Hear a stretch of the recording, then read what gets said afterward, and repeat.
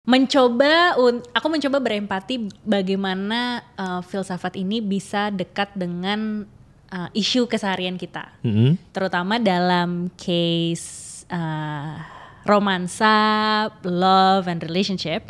Jadi kita punya komunitas gitu. Komunitas kita namanya Emotional Intelligence Community. Orang-orang yang aspiring lah gitu ya untuk kayak beres-beres diri. Tapi yang aku observe Pak gitu, untuk beres-beres diri kan kita kan mau menjadi our best self gitu kan. Oke, aku udah mulai melihat ada yang mulai menantang nih Pak, kayak bahwa abis nikah abis kerja lu nggak harus langsung cepet-cepet nikah gitu. Mereka udah mulai berpikir gitu kan.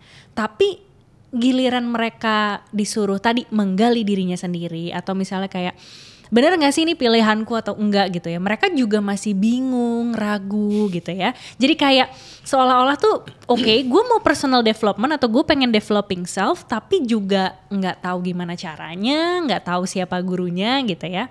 Nah ada gak sih Pak di antara 12 filsuf ini gitu kan yang mungkin pemikirannya bisa kita pinjam terutama untuk itu tadi bahwa proses pendewasaan, ada guidance-nya mungkin, ada wisdom-wisdomnya mungkin untuk sampai akhirnya itu tadi Pak bisa memilih dan memilah whether I want this or I don't want this, kayak men-challenge itu tadi. Kalau dari 12 ini yang memang terkenal dengan karakter building ya, saya kan hubungkan itu karakter building itu memang Aristoteles sih, gitu. Aristoteles itu memang menulis spesifik tentang karakter dan dia menghubungkan karakter itu uniknya itu dengan bahagia sejati. Oke. Gitu. Jadi dia bilang sebenarnya bahagia sejati itu bukan apa yang kita rasakan. Gitu. Tetapi bahagia sejati itu ketika kamu tuh jadi yang kamu bilang tadi, your best self as a human being gitu. Bahagia itu jadi efeknya aja tapi bukan bahagianya yang dikejar. Jelas ya? Kalau kita kan sama ini kan, saya ingin merasa senang bagaimana? Saya ingin merasa bahagia bagaimana? Nah Aristoteles bilang bukan itu yang kamu harus kejar tuh. Kamu jadi aja dulu orang yang versi terbaik kamu, versi terbaik seorang manusia. Nah nanti soal senang atau enggak tuh biasanya jadi konsekuensinya aja. Gitu. Nah dia ngebantu kita dengan memberikan dimensi. Maksud saya dimensi itu contohnya gini. Misalkan mikrofon ini ya. Mikrofon ini dibilang terbaik kalau apa? Kualitas suaranya bagus. Kualitas suaranya bagus, ya kan? Jernih, nggak cepat rusak dan lain-lain.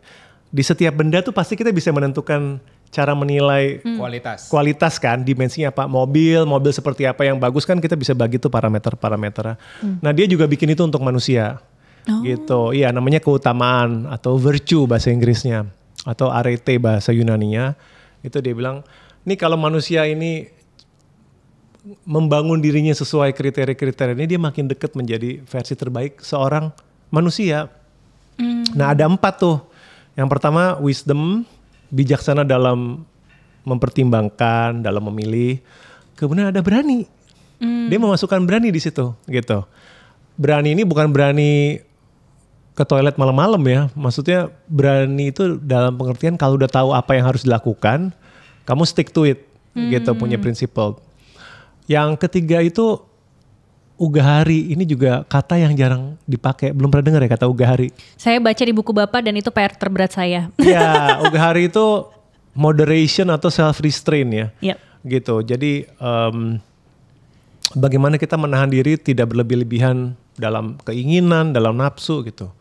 Dan yang keempat itu bersikap adil. Nah, adilnya hubungannya sama orang lain gitu. Jadi memberikan setiap orang sesuai haknya, termasuk adil bagi diri sendiri. Ini kan kelihatannya sederhana ya, tapi dipraktekannya susah banget gitu. Tapi kalau misalkan 4 ini kayak diingetin terus gitu buat member-membernya bahwa ayo lagi menghadapi decision jangan emosional, pakai wisdomnya. Nah itu kan ngebantu tuh. Yang kedua, kamu itu sebenarnya jangan-jangan udah tahu apa yang harus dilakukan tapi takut. Berarti kan kamu butuh master courage kan, butuh mengeluarkan keberaniannya karena kamu udah tahu apa yang harus dilakukan tapi kamu nggak melakukan, gitu. Atau yang ketiga ini kamu kena masalah gara-gara nggak menahan diri, restrain karena nafsu, pantas jadi kena masalah masuk juga kan, gitu. Dan yang terakhir tuh sebenarnya adil dalam relationship tuh adil. Ini pasangan kok dipacarin bertahun-tahun gak diajak nikah, ini adil apa enggak? Mungkin gitu kan? Yep. Atau adil kepada orang tua juga bisa.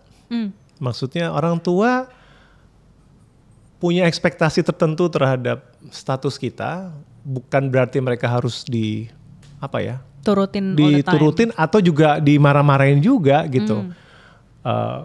Ada teknik komunikasi bagaimana yang kita tetap bersikap adil pada orang tua gitu.